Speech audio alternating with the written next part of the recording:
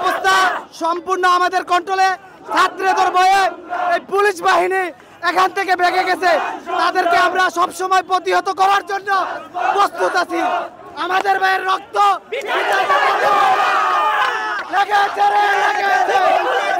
বিচারের আওতায় আনতে হবে।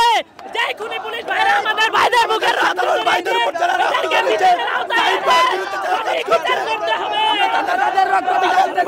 শিক্ষা যদি জাতির মেরুদণ্ড হয় তাহলে হৃৎপিণ্ডকে হত্যা করছে, হৃৎপিণ্ডকে হত্যা করে দিচ্ছে, সবার উপর অত্যাচার চালাইতেছে।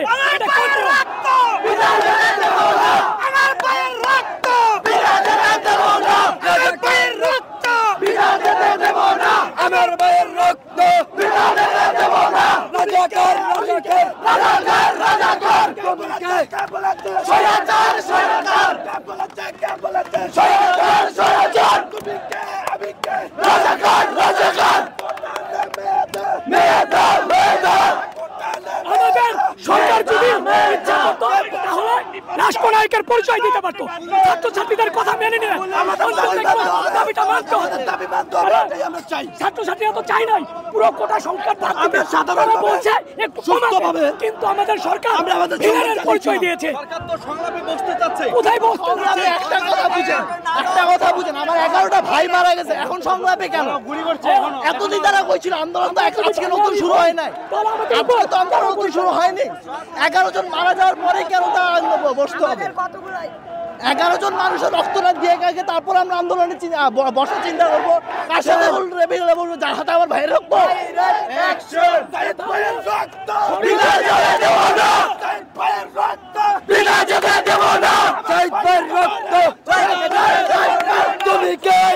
কোনো দাবি করছি এখানে?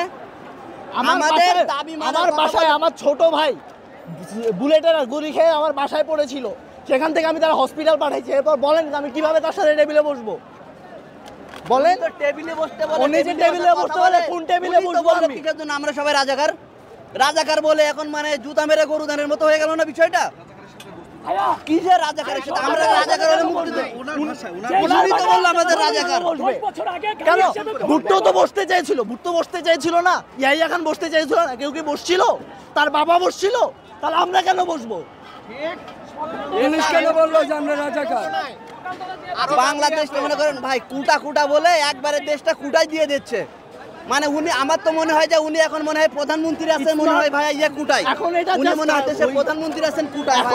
এখন জিনিসটা জাস্ট ওই কোটার মধ্যে সীমাবদ্ধ ব্যবহার করতে হবে। কোটার জন্য আন্দোলন করছি, যখন আমার রক্ত গেছে, কার জন্য রক্ত গেছে? যে কোটার মানুষের জন্য। তাহলে আমরা কোটা কেন বলবো?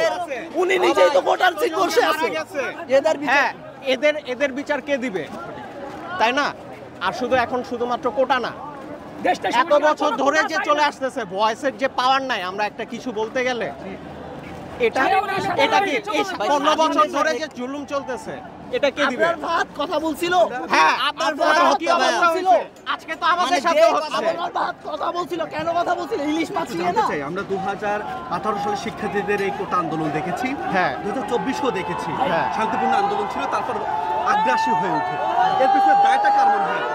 ওনারই ভাই, উনি চাইলে থামাইতে পারতো, উনি চাইলে কিন্তু সবই করতে পারতো, কিন্তু করছে না। উনি চাইলে কিন্তু আন্দোলন যে হলো 2018 সালে, এরপরে মেনে নিল, আমরাও চুপ হইলাম। এরপরে কি হইলো? আজকেও তো আবার একই হচ্ছে।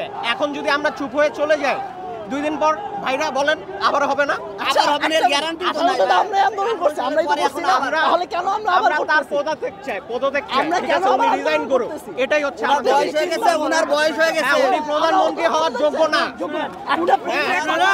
এই ছেলেরা এখানে প্রায় 2 ঘন্টা 3 ঘন্টা আগে থেকে এখানে সকাল থেকে স্ট্রাগল করতেছে। যখন আপনার অন্যান্য যেসব পোলাপাইন ছিল অ্যান্টি কোটার অ্যান্টি, তারা এদেরকে গুলিও করছে। সেই ফুটেজ থেকে কিন্তু কোনো সাংবাদিক আসে না। এখন যখন ছেলেবেলা এখানে কাভার করছে, দখল নিচ্ছে, এখন আসছে।